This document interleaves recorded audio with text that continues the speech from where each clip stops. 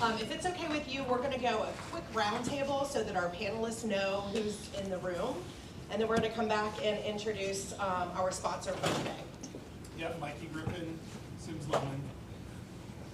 Erica Meyer, Walker Plan, Cincinnati. Not open yet. Chris Anzarello, Florida Decor. Nick Deitch, Vision Works Remodeling. Karen Storms, Storm Insulation. Dave with Smash My Trash. I'm Ken Earnshaw with Estes Mailbox. I'm Kathy Moore with West Waco. David Ackerman with West Waco. Sam Schulte with MI Homes. Eric Clark with Design for Sherwood Lake Space. John Parker with Fancy. Mike Perry, the Shutter House. Casey Craddock with Duke Energy. Ben Fry with Fry Homes. Mark Linyard, Dries Homes. Keith Gruppenoff with Gruppenoff Homes. Jason Sayers with Pella. Scott Baker, First Financial. Scott Huber, Abercrombie and Associates. And my name is Christina Giamatti. I'm with Safari Insurance. I would like to welcome you all today to the Homeowners Association Lunch and Learn. We are very excited about this two-part Lunch and Learn series about many aspects that go into the cost of building new homes. We're glad you're here for part one. Part two will be later in June, so more to come on that. While homeownership remains a valuable asset worth attaining, even as Americans face affordability challenges, it's valuable for both the homeowners themselves and for the community which they live in. We'll find out more about that later. Again, I would like to mention our sponsor for today. So from Shutter House of Cincinnati, would you like to come up and tell us a little bit about Shutter House? Sure.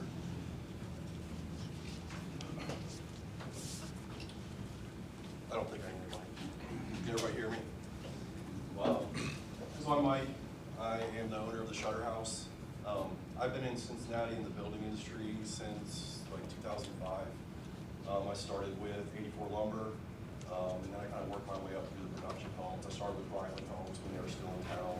I worked for MI, and then I did custom homes in Butler County for about 5 or 6 years, and then most recently I've been doing infill down in Hyde Park, stuff like that. So I found the need where nobody really specializes in shutters. You either have the cheap kind of vinyl shutters, or a lot of what we were doing, we were building shutters on site. You know, trim carpenters throwing them together, paint them, stain them, put them up on the house. And I saw an opportunity where nobody's really specializing in anything else. You know, everybody's just doing board and batten or vinyl. So that's why I decided to take a leap and do this for myself. I'm here as this resource for shutters, and that's why I joined the HBA. I'd like to get to know some of the builders. I'd love to help out on the new construction side and just give you some more options for some shutters. So thank you. Feel free to reach out to me. Mike. And thanks for lunch. The Executive Director of the HBA and the moderator for our panel today. Thank you. Thank you, Christina.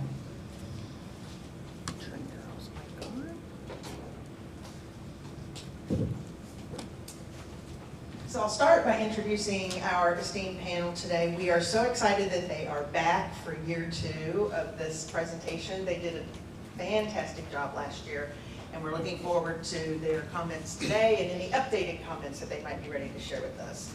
So we have Greg Berling with Berling Investments. Greg is a 3rd-generation builder and developer of residential, commercial, industrial, and mixed-use projects, including Homerama 2019 in Kensington and Homerama 2023 in Chimney Ridge, as well as the Fort Mitchell Gateway redevelopment project of the former Drawbridge Inn and Conference Center, and the Wilder Storage Business Park. I just saw a big article about the Fort Mitchell Gateway development. Yeah, So we didn't know that. We didn't know that was coming out.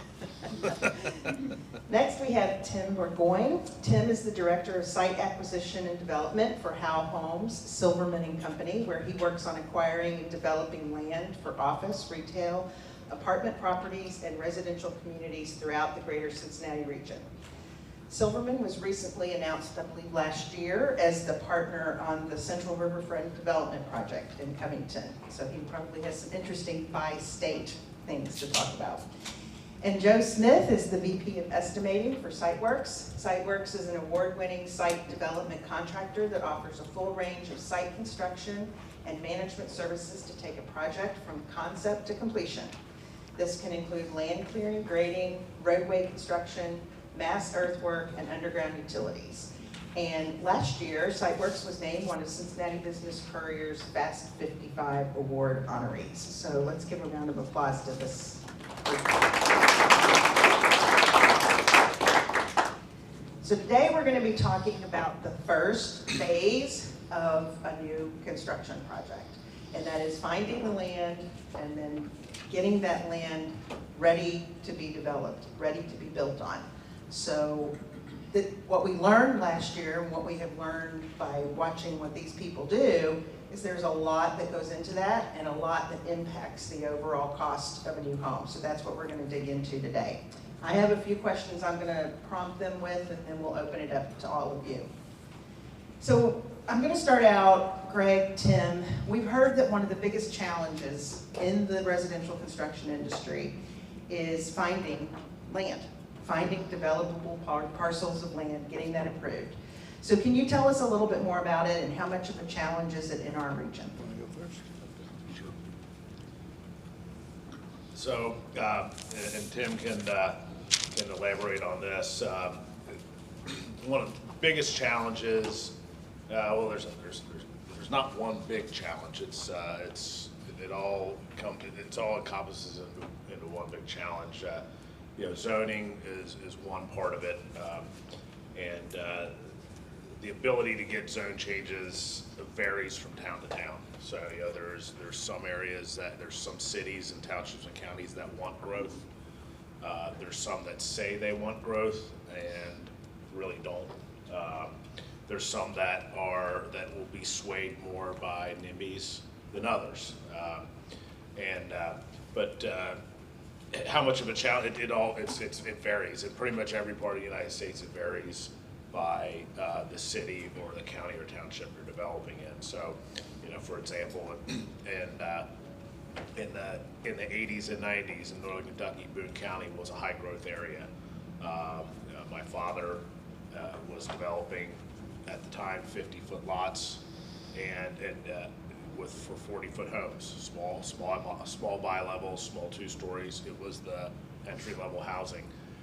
Nowadays in Boone County, that product, you can never get that approved because the county wants bigger homes, or they've zoned for bigger lots.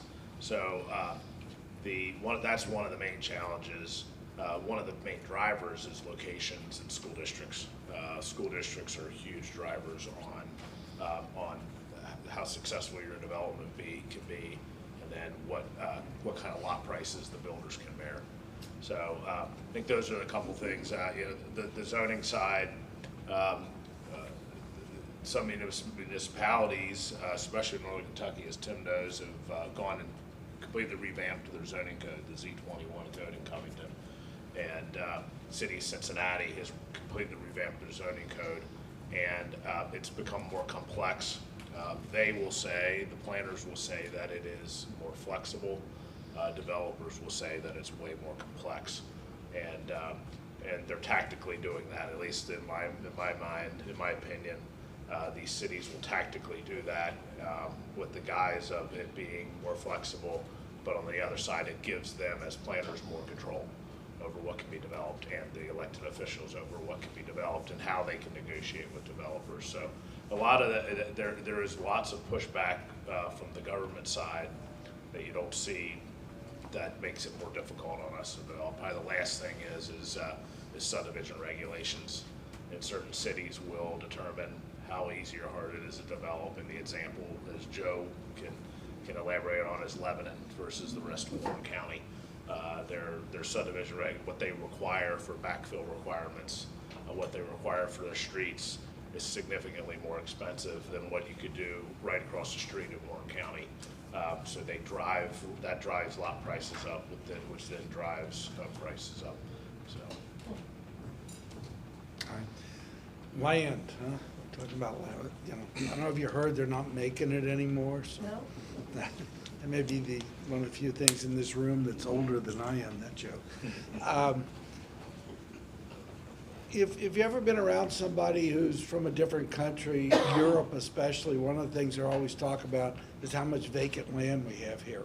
Why don't you farm right up to the edge of the pavement like we do in Europe, and You know, if you get in an airplane and fly across the country, most of the country's vacant land. There's lots and lots and lots of vacant land. So the quick answer should be, no, there's plenty of land to develop. But there's a difference between land and developable land. And what we're looking for is developable land, and that requires a number of different characteristics. One is desirability. Do people want to live there? If you don't develop where people want to live, they're not going to buy the products you're offering. The other things like topo and streams and creeks and all of that. It used to be years ago, you just fill all that stuff in and level it out and build. Today, because of the EPA environmental regulations, I'm not saying they're all bad, but the amount of ground, you can buy a piece of ground, look at a piece of ground and you go, there's so many creeks, there's so much wetlands and stuff here that it's just not worth developing. You need sewer, you need water, people want those things. He was talking about the political aspect of it. We are, Warren County, for example, right now doesn't want to extend sewer. They don't want to build what's called a lift station, public lift station. Lift station, what it does is sewer runs by gravity, runs down to a lift station that pumps it somewhere where it can run to gravity again to be treated at a treatment plant. Well, it used to be you could build lift stations. The county would take them over and operate them. Today, they want those to be private. They can be expensive. It's not just the upfront cost, but then you have a HOA trying to operate a lift station and they don't know how to do it. It's all kinds of issues around those types of things. You also have, like he talked about, zoning issues. Right now, Batavia's changing their zoning code. Goshen's in the middle of making their zoning codes more restrictive. Harrison, I think, is on a moratorium right now for building. I'm trying to think of others that are around that they're constantly changing their zoning codes, and they're not making it easier. There's a few areas that are, but most of them are making it more difficult and more restrictive. And so when you look at all of those things, and also there's demand for housing right now, so you can't build a house without a lot like you can't build it without lumber. So you have more demand looking at fewer pieces of developable ground, so that also raises the cost of development because the demand affects price. And as demand goes up, the price goes up. And so that becomes a big part of, that with the political climate and zoning codes and subdivision regulations all impact where a piece of ground can be developed. Access, another big thing, you have to build where people can get to and from there easily, roads and so forth. And so when you're looking at a developable piece of ground, you're looking at all of those things that you have to consider before you can ever decide whether or not you can build on it. And those pieces of ground are harder to find all the time. And infrastructure, like water and Yeah. those could touch on that as well. You can Yeah, talk a I little was gonna, Tim had briefly mentioned, but, we're not building subdivisions in the middle of, any sizable subdivisions where you're surrounded by utilities. And it's became very apparent probably over the last year or two that you've got to extend, sanitary and water. The developers are doing that at their cost to get it to the project, and it is never cheap to do that. And one other thing that we forgot is the other challenge is landowners. That with landowners have a expectation on what their land is worth based on what they've seen other land be purchased for around them, or what some real estate agent is telling them what it's worth. And a lot of times it takes quite a bit of education from us as developers to show them, here are the reasons that it's not worth that. Now, that's a really tough conversation with the landowner. But as Joe said, if you're bringing sewer from off-site, that property is worth less than an identical property that has sewer right on the property. So, but that conversation, it's a very difficult and tough conversation because you're still trying to keep a good relationship and continue on your due diligence to try to develop the site. So you guys touched on this, but I want to dig a little bit deeper.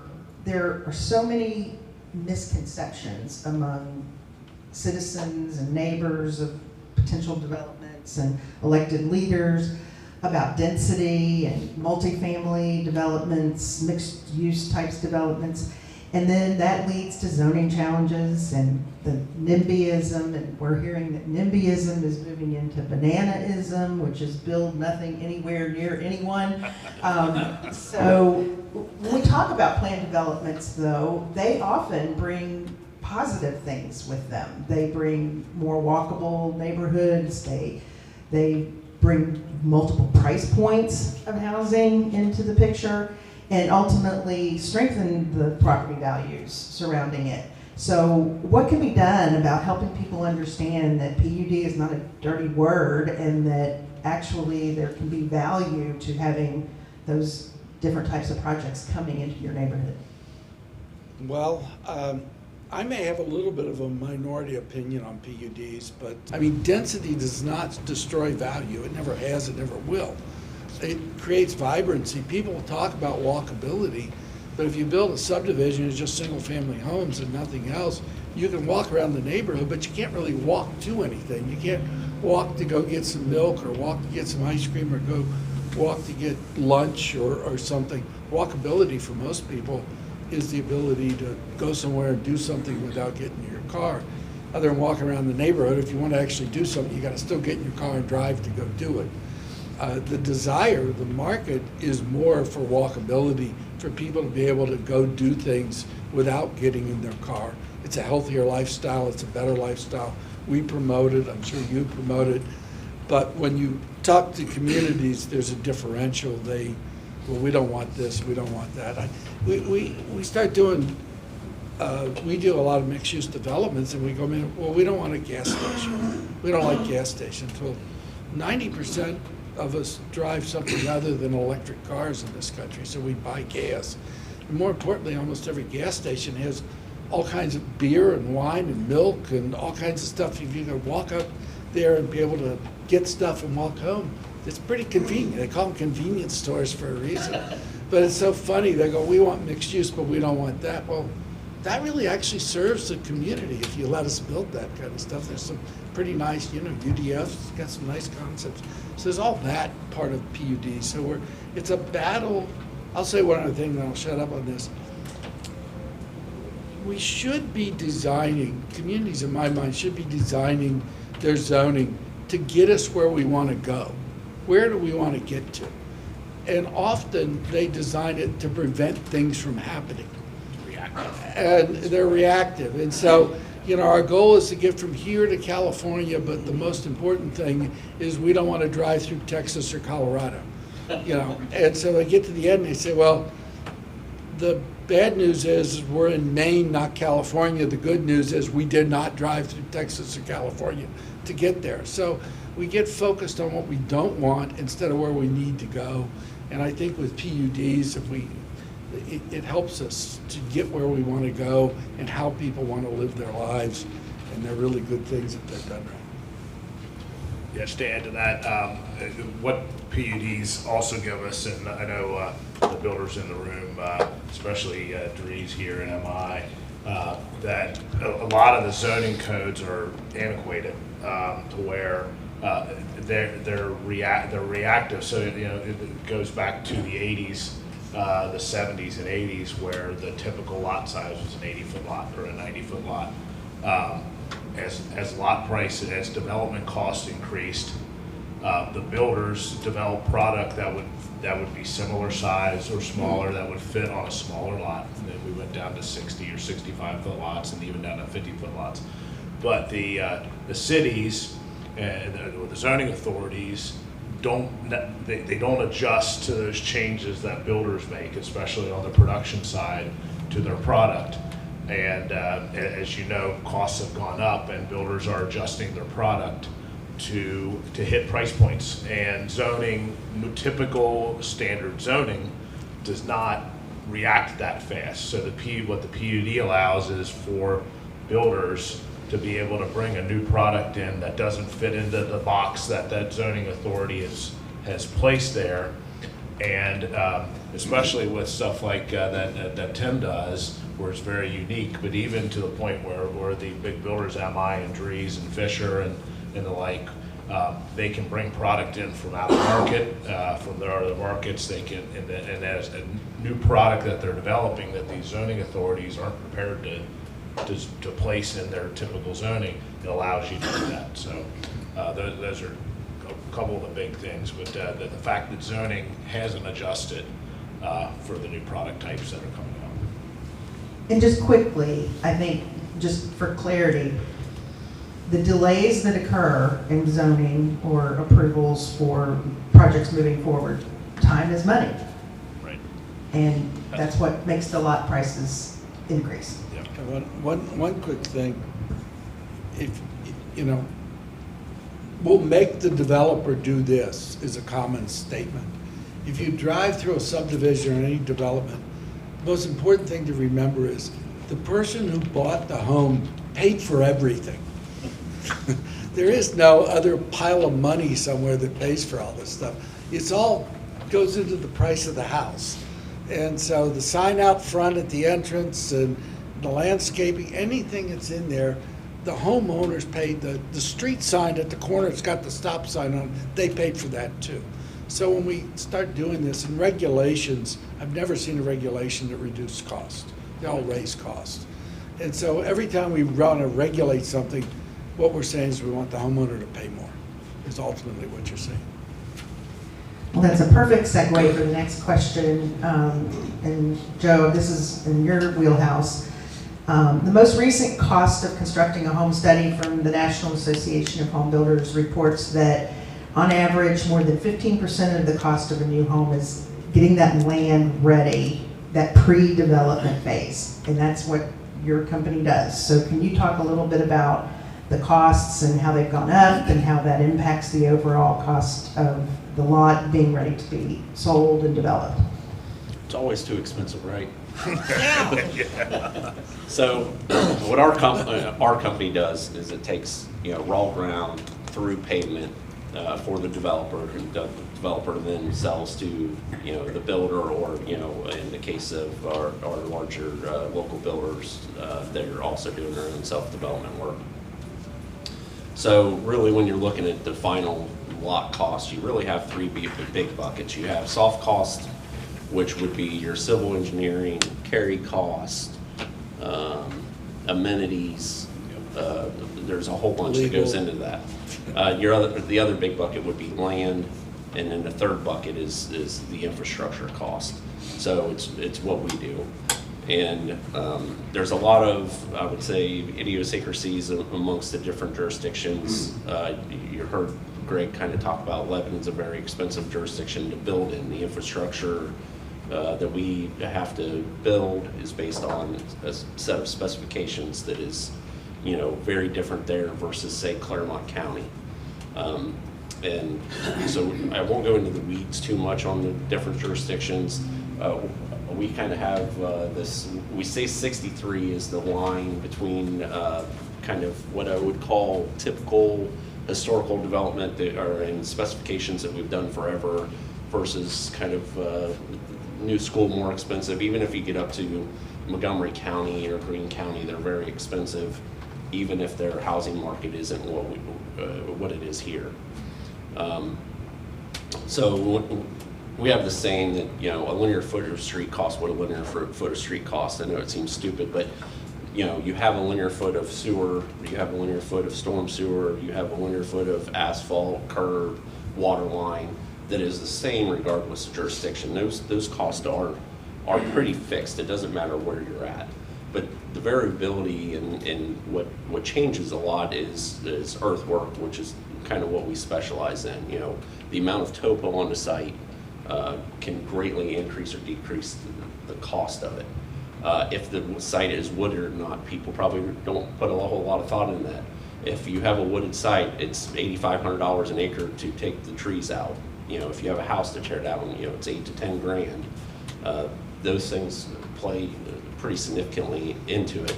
And just, I did some rough calculations, the earthwork on a site contributes about 250, well, I should back up. The cleanest way developers and us kind of look to compare site to site is the cost per linear foot of street.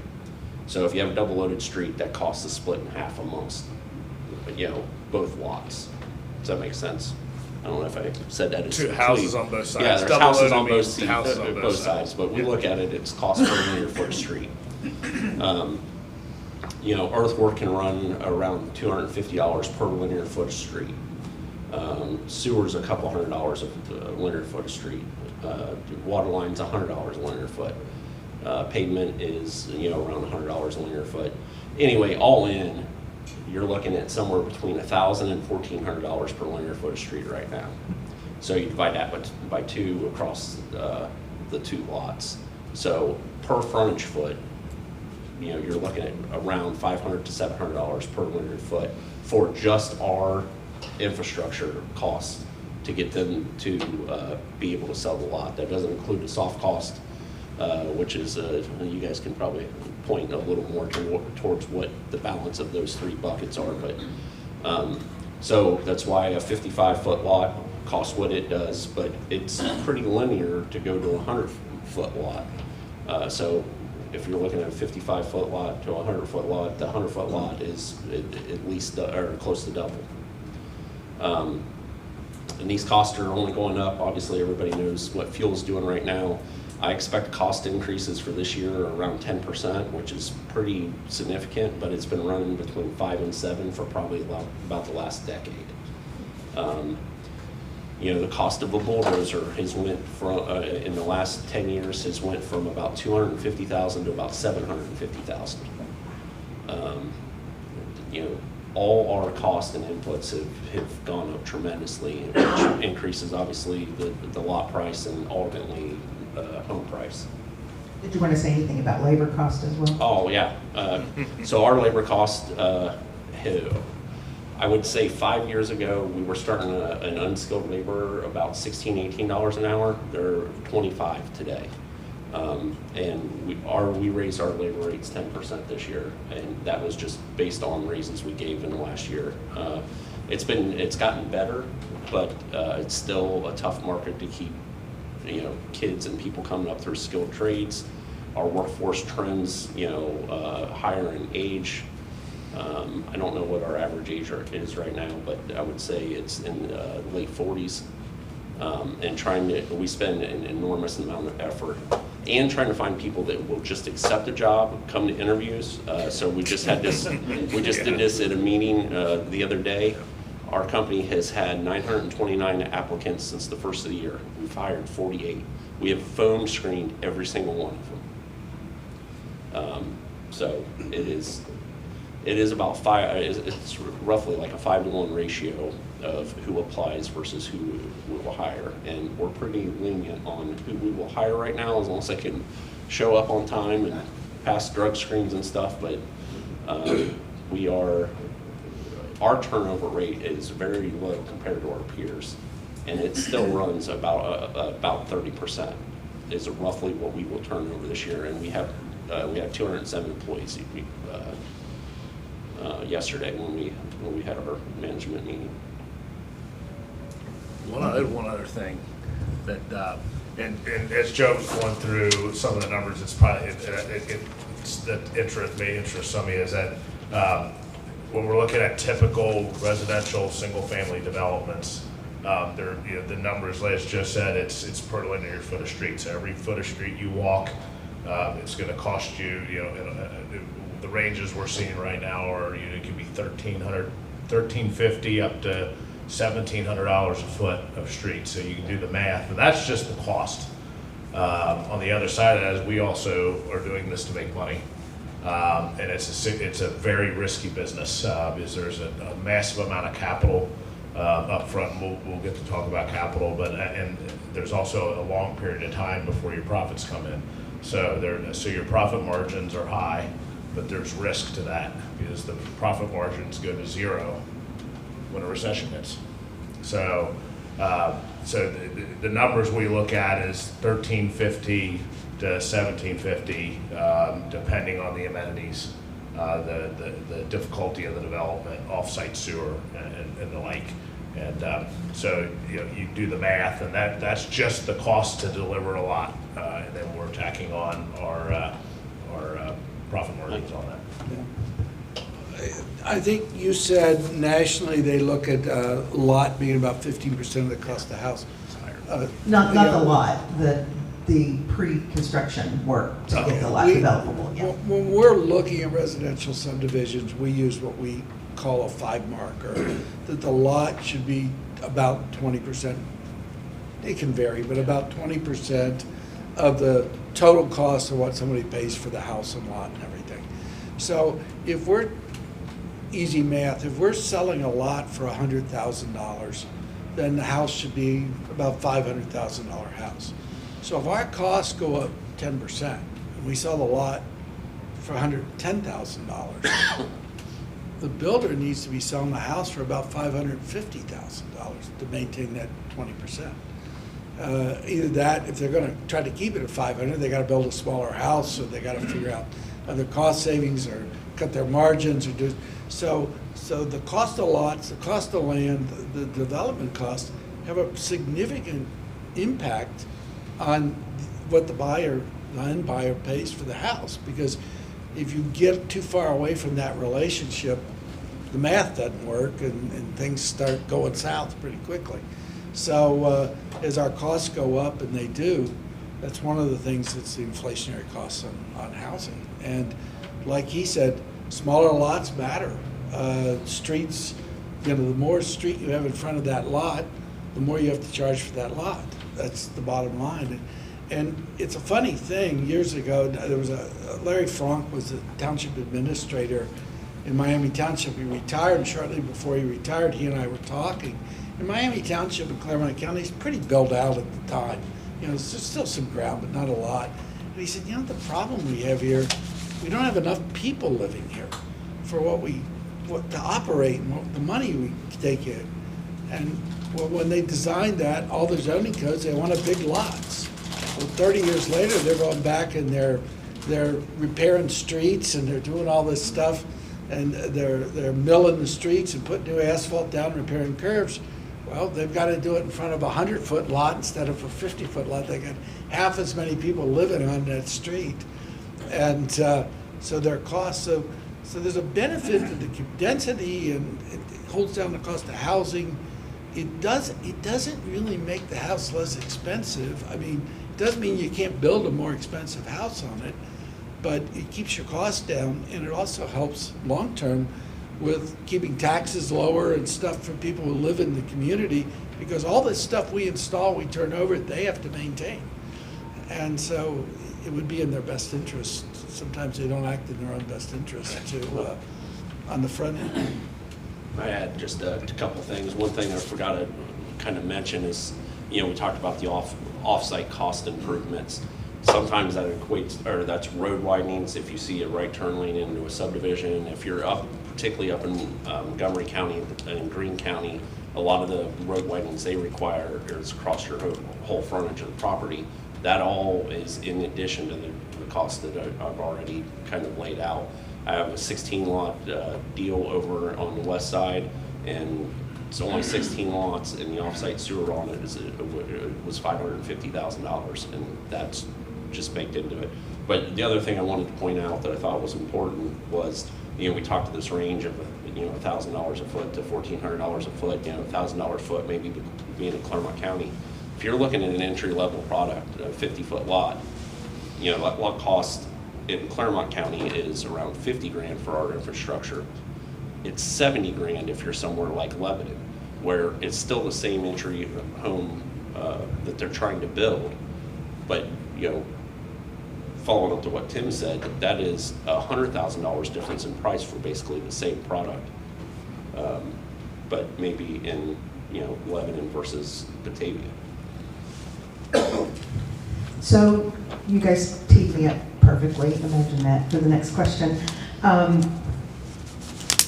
does a developer typically finance the upfront costs of land and infrastructure, considering it will be some time before you're able to sell the lots and begin to recoup that investment?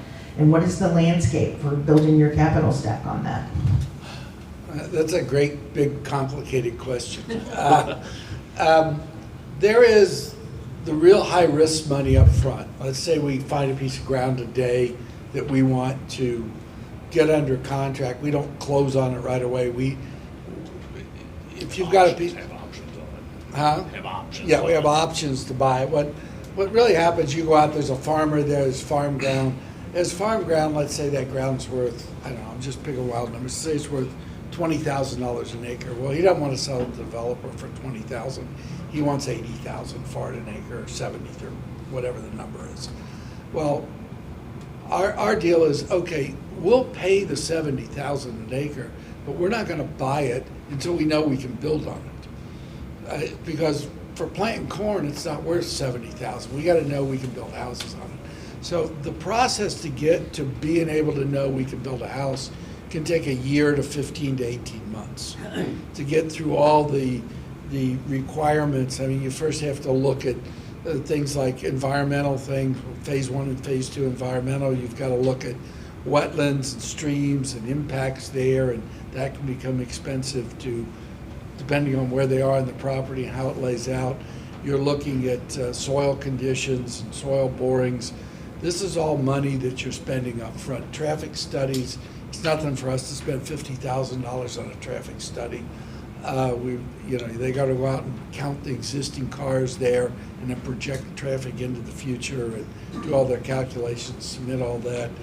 So in the meantime, we typically on an option, we pay, there's different ways to do it, but we pay the seller some money every month. And that money, if we close on the property, gets applied to the price. But if we don't get it zoned, or we don't get, it's not developable, as we talked out front, they keep that money and we walk away. So by the time we get to knowing whether it's zoned or not, I got one in northern Kentucky, we've got about $450,000 on the table right now. It's still not zoned.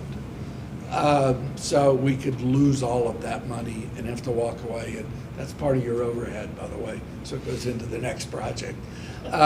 So then Somebody pays for it. Somebody pays, the home buyer pays for it, I'm telling you. They pay for everything. There is no other secret pile of money. And so once you get to that point where it's zoned, then you have a much higher confidence that you can develop it. Then you start putting your capital stack together. How are you going to finance this? If you go to a bank, I don't know, maybe 70% they'll loan. So if it's, I'm just using round numbers. If it's a $10 million project, you need $3 million in cash. If it's a $20 million, you need $6 million in cash. So that's equity in it. If it goes up to $50 million, you need 30% of that, which is $15 million. I'm doing pretty good. Yeah, it's pretty good. Keep going. Keep going. Way over my What's head it for here. $100 million? I don't know. Way too much. Yeah, it's a lot of money. So depending on how much equity you need up front, there's different ways. You can do it cash out of pocket yourself. You can bring in investors. Bigger projects, you usually bring in investors to help with that capital stack. They expect to get a return. But they don't come in until you've already spent that money up front and got the zoning. They're not participating in that upfront cost. You're doing that on your own. That's money you're gambling or risking up front. So then you have to put together a financial product. And then once you get it zoned and you get it closed, then you've got a construction period that can last, I don't know how long this guy takes, but however long he takes, a year. He's hiring the wrong site contractors. You've got a period of time before you can get a plat recorded and you can transfer the first lot to a home builder. And so then they don't buy all the lots day one. So then you have a period of time, if you put in, let's say you put in 50 lots for them, they're going to have a period of time where they're buying lots. Well, this can be 3 or 4 years. If you buy 150 acres, it could be 7, 8 years before you get through the whole development, even if you're not putting all the streets in up front. Well, what are interest rates going to be 15, 18 months from now? What is unemployment going to be like? What is fuel going to cost 2 years from now? So these are all unknown questions that you have to you're guessing at. And through that cycle, you're going to have good times and bad times where houses are selling. Right now they're selling, but you put a piece of property under contract today, by the time you're ready to transfer the first lot, may not be a lot of home buyers out there. It may go a whole lot slower because you're guessing what the economy is going to be like 2-3 years from now. Tim touched on a lot of the important aspects there. Another thing, it's one of the reasons why you don't see a lot of developers anymore. So, pre-recession, there was a lot more developers. Banks were willing to lend to new developers 80%, 85% of the cost. Today, since the recession, obviously a lot of developers were wiped out, and it's extremely difficult to get started in the development business today if you want to go out on your own, because the cash requirements that you need to on the pre-engineering, on the upfront cost on the land and infrastructure, as Tim was talking about, and then banks are less willing to loan to you. So and if they do loan to you, they'll lend 45% or 50%, which then increases your capital needs. The other side is that the interest rates now for land development are somewhere in the 7 to 7.5% range. So your carry costs, your interest costs are much higher, which then increases the cost of the ground or the cost of the lot. So that all goes into it. And then there being less developers and how hard it is just very difficult to get into the business because of the costs now. So, and then because there's less developers, there's less developed lots to meet the demand. So it's a cycle, not a cycle, it's just been on a free fall since the recession, and it's really hard to dig our way out of it. You hear in the news, oh, we need to build more houses. How can the government help build more homes, get more lots developed? And ultimately, it's up to developers to do it, and there's just not enough of us to fill the demand, and there's not enough new developers coming in because of the difficulty to break through. So Greg, I've heard you tell the story before, and I won't quote your numbers, you can decide if you want to do that, but that you put a certain amount in for contingency, and how quickly that can go from the amount that you put in down to virtually nothing, depending on all of the things we've been talking about. Yeah, so some of it's risk-based, or how large the site is. You know, if it's a 16-lot development with a straight street in, and we know the soil conditions are good, contingency can be less. On those, I'll run a contingency of 7%. So whatever my costs are, my contingency is 7% of my cost that I throw in as a backstop on if there's any issues. On more difficult sites, it's 10%. And funny enough, you know, we don't want to use that money as developers, but we do. We use some of it or all of it, or we go over. You ever want to go in under budget? I haven't. Never. They all cost more than what you think they all cost. And it's not because we're bad at budgeting, or maybe it is. But you never can. Sometimes you never can throw enough money in. It ends up coming out of your margin. But the contingency portion is that these are for unknown things that happen. And you know, as Joe can elaborate on, is on sites that you have all your soil studies. You know exactly where your sewer is. You know what the route the sewer is going. You know how much gravel you need to use. There's unknown things that pop up, and Joe can probably elaborate on them, that he can't predict as the SiteWORX contractor, that we can't predict.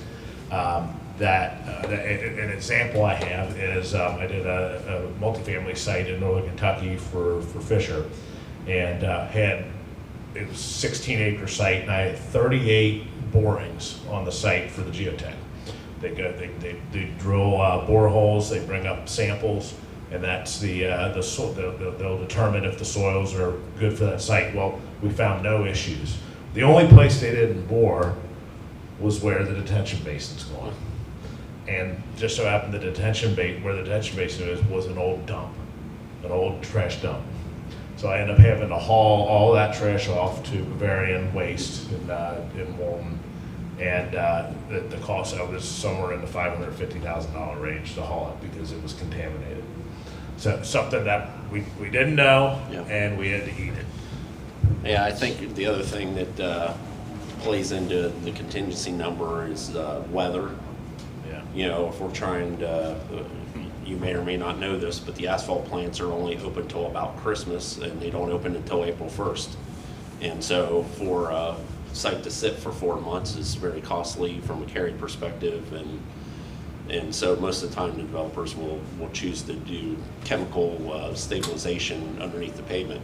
That is out of contingency on almost every case because it's not something that's necessarily required. But if you're trying to pave in spring or in fall, it becomes a time versus money issue, whether you're gonna do that or not. And it's, you know, roughly $10 a square yard, and you know, our typical sites have, you know, 3,000 to 6,000 square yards of pavement to put down. So, you know, it's big bills real quick. Borings are an imperfect science because it never fails. You don't have one where you need it. And some of them just don't tell the story. We've had jobs that have not supposed to have bad ground. It's had bad ground. You run into it, you end up pumping a bunch of water. That's additional cost. Rock excavation is always an unknown. You never know exactly how hard it is until you're into it. Them are additional costs that come and you have to deal with. You guys are better. We use almost a 20% contingency now. I definitely want to work for you. Huh?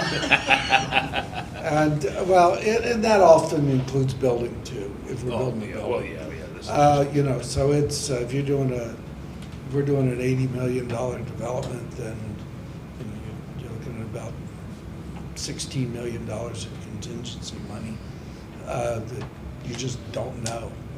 But you got to have the money available to finish the job, no matter what the problems are. So it's you hope you don't use it, but usually about 3 days into the project, you're oh crap, okay, we got to spend something. We got to dip into that a little bit. Yeah. We got to dip into it.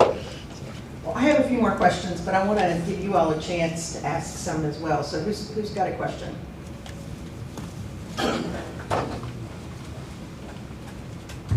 Earlier, you mentioned that most municipalities want larger properties. Is that somewhat counterintuitive to how all the politicians talk about affordable housing, but yet they want a larger footprint house? Yes. Well, I think some of it is that as developers with our builder partners, that we're proposing a project next to an existing development that was developed in the 60s or 70s, where they're normal size ranch, 1,500 to 2,000 square foot ranches on 100-foot lots, and those people come out and enforce to the meetings, and they hear that we are proposing 55-foot lots, And they lose their minds. and they lose their minds, and it's change. Change is very difficult for people to wrap their minds around, and their claim, they'll throw out every claim you can think of, but one of them is that you're gonna destroy the value of our home. And facts do not have anything to do with that statement. Even in what we're finding, and the builders can tell you this, is the home they're building is typically more expensive than the homes that they're abutting, that were built previously. For example, I have a project in Vandalia, Ohio. It's a very, very nice existing community built by a small builder, and I'm developing lots, the same size lots that were in the community. And the claim was that they were going to destroy the property values. And I used auditor records, and the average sale price in the community was going to be $100,000 more than the average sale price of the existing homes in the community. And I was called a liar. And so that's the reason they go to the bigger lots is the perception is that those will be higher priced homes that will help increase the value or won't damage the value of the adjacent homes. And it's just not, it's not a fact. I always tell people that I have two bosses. I work for Hal Silverman. He owns Silverman and Company, Hal Homes. But I have a bigger boss. And I've said this in front of Hal. I said, my big boss is the market. And if I don't listen to the market, I'm in trouble. You've got to build what people want to buy. And what people want today, truthfully, they may say what they want, but what they buy is more square footage a house on less square footage a lot. And they need somewhere to sit outside, but kids don't run the streets like they used to, and most of their activities are away from home. And it's just, we live differently today than we used to. And we need to, I've always said we need, that architecture should serve us. We're not here to serve architecture. I don't have a problem with saving an old building somewhere, historical buildings. Just because something's old doesn't mean we need to save it. If it doesn't meet our needs, if it doesn't serve us, then we need to be building and doing things that do serve us the best in how we live and how we want to live. And density and PUDs, these are all things, smaller lots, bigger houses, smaller lots. We vote with our dollars, is how we vote. And people vote with their dollars. They consistently vote, this is what they want. And we have to build what they want. And when we talk about affordability, a lot of, like I said before, regulations are designed to prevent things from happening instead of creating things that we want to happen. And they run up costs without really increasing desirability often. And so it's a tough thing we play, but politicians play to the room, and I don't like change, we don't like change, but you know, the world's changing and how we live changes, and we have to respond to that as builders, developers. If we don't, we're out of business. Do you see a trend of homes being built up? And, you know, more. Do you see a trend in homes being built up? You know, and more, what I would say, more homes per linear foot, if you will. Like the 3-story homes, you know, skinny, tall. You know, it's get the same square footage, but it's only building up. There is a growth of townhouses in the United States, and that's because of affordability. You know, it takes less street, it takes less. It's a combination of what people want and what they can afford. There's, you know, a 2-story house is typically less per square foot to build than a ranch is. You got less foundation, less roof, you know, more for the same amount of square footage. So a 2-story house, cost per square foot is usually cheaper to build. So market conditions kind of drive things. You know, people want square footage. You know, multi-story houses are a way to accomplish that. Townhouses are a way to do that. Attached product, things like that. You're seeing the growth of that in the country. Questions? Well, my next question was really on that subject of affordability, which is really a dirty word. I mean, I think the new things are attainable housing or income-aligned housing. And I know from doing this 2-part Lunch and Learn last year, you know, we had some folks representing some of the production builders, and at the end of the day, in this market, building a new home in a desirable location, it's hard to do for less than $400,000. I mean, it's just nearly impossible. And so I feel like that us, as the Home Builders Association, has a story to tell about all of these things that we've been talking about and how they increase the cost. So can you just talk a little bit about what's possible in terms of affordability? Because I believe that the cost is never going to go down, but there are things that we can do to eliminate some of those regulations or some of that time that might be able to have an impact on the end price. Yeah, so it's not doom and gloom, but it's reality. Is that the cost of a house is the cost of a house. That can fluctuate slightly by labor costs, but labor costs aren't going down. It can fluctuate slightly with where fuel costs are, but the cost to build a home and the cost to develop a lot are, you know, they're not going down. They're going up. where you can affect lot sizes, affect affordability. So if you get your project zone for a 60-foot lot, but the builder that's building on that lot can fit the home they're building on that on a 50-foot lot, it should be on a 50-foot lot because that reduces that cost significantly. But really, it's also expectation. So you always hear in the news, we need more affordable single-family homes.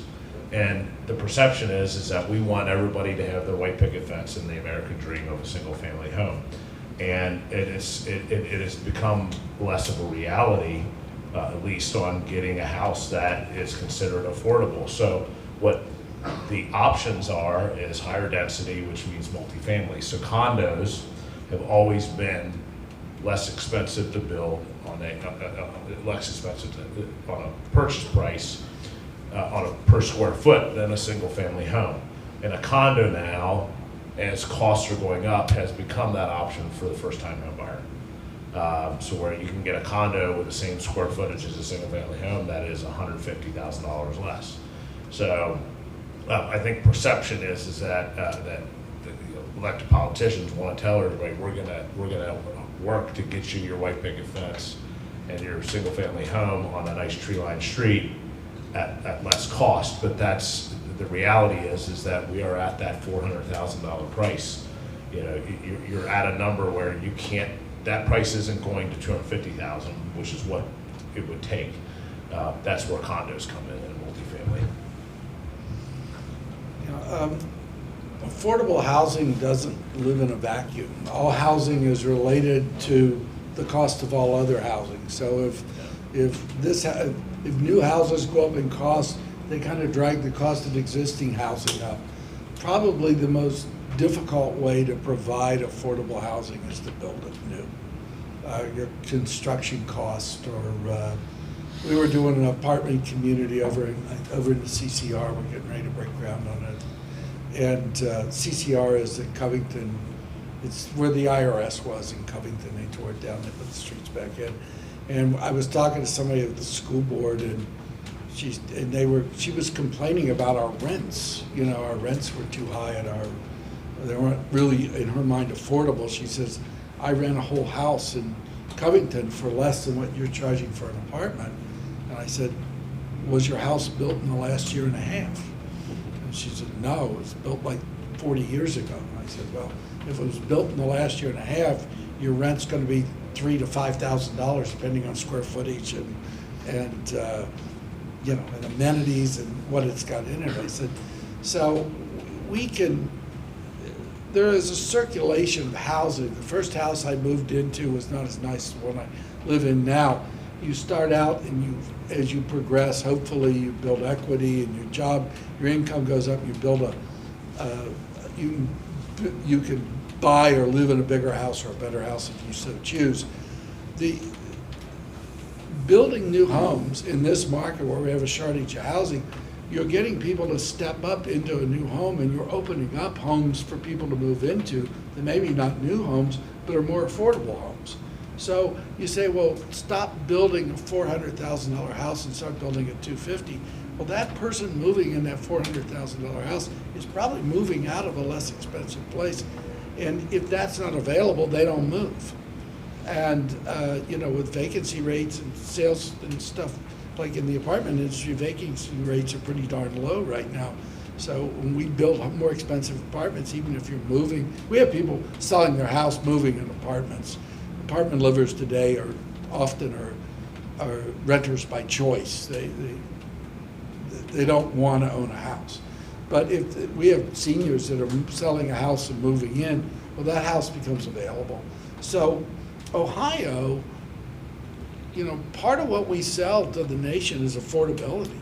And the HBA and this organization,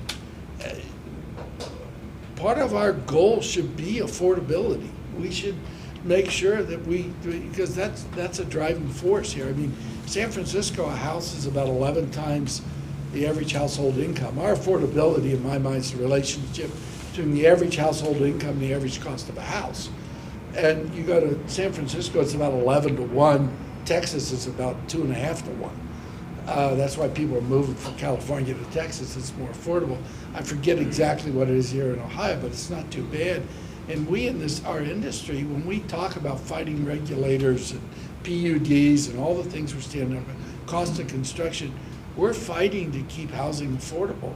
Not to build crappy houses, but to keep it affordable so people want to live here and make it their home, and it's affordable and taxes aren't too high and everything. So it's a very complicated question, but it's something we all need to be concerned about and move towards, but trying to build it new is the hardest way to do it in my mind. Your ultimate question was, what can we do as the HBA to help? So I think, the question being more affordable, that, is we're not going down in cost. I think the goal and what we have to do, and as an organization, if you're not aware, we lobby all the time. We have BuildPAC, the Ohio Valley Development Council lobbies for not trying to keep regulations where they are, or try to find relief where we can, which is a very, very difficult process. And so, thinking that we're going to have a local politician be courageous enough to run on, development or pro-development is just a misnomer. It's just not going to happen. It doesn't sell. But we have spent a bunch of time and effort, and especially the last 20 years that I've been involved, especially with BuildPAC, it takes a lot of time just to keep them from making more stringent regulations. You've got to, I think we've got to be involved. You have to keep fighting these fights when they pop up. We had something come up in Warren County that we did not win a couple years ago, where we were trying to keep them from passing more stringent and more expensive regulations. You typically don't hear a local politician run on affordable housing, but our congressmen don't affect that very much. It is your township trustees, it's your county commissioners, it's your county engineers that really, those people have more to do with the cost of housing locally than any other positions. And we've tried to establish relationships with those people to try to keep it in check where we can. Well, thank you, Joe. That was a great pitch for the BuildPAC. Any of you who would like to make a contribution to that, we would gladly accept it. And I would also say that when we do make decisions as part of the BuildPAC, and then we put that in our newsletter and tell you who we are supporting, know that a lot of thought and a lot of work has gone into ensuring that the people that we're supporting are indeed the people who will be more pro-development, pro-residential construction. So that's a great pitch. Well, I told you guys they were rock stars. Let's give them a big hand of applause.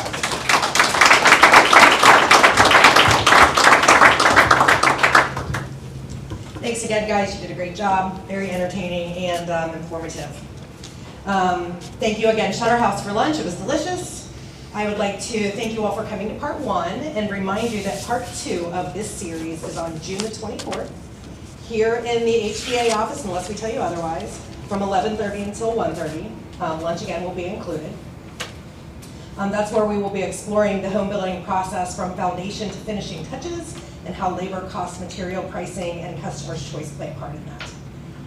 Other upcoming events to note: on July the 27th, we are hosting our annual golf outing at TPC Rivers Bend. Foursomes go on sale May 19th in the morning. Tuesday at 9 o'clock. Mark Tuesday your at 9 calendars, o'clock. they always sell out. I think the last time we sold out within 2 hours, so get ready. And then we have the Next Gen Happy Hour on Thursday, May the 21st. You don't have to be a Next Gen. We'll let anybody of any age attend. But that will be at the MPH Brewing Company from 4 to 6. And then our next lunch and learn after this one, or actually between the two, will be on May the 27th at Euler Hines in Montgomery. And that will be geared towards realtors and others interested in representing builders and developers in the home selling process. So thank you all again for coming to the Lunch and Learn. If you'd like any more information about volunteering for the Home Builders Association, see me or Scott Baker in the back afterwards. Thanks again for coming. See you next time. Congratulations.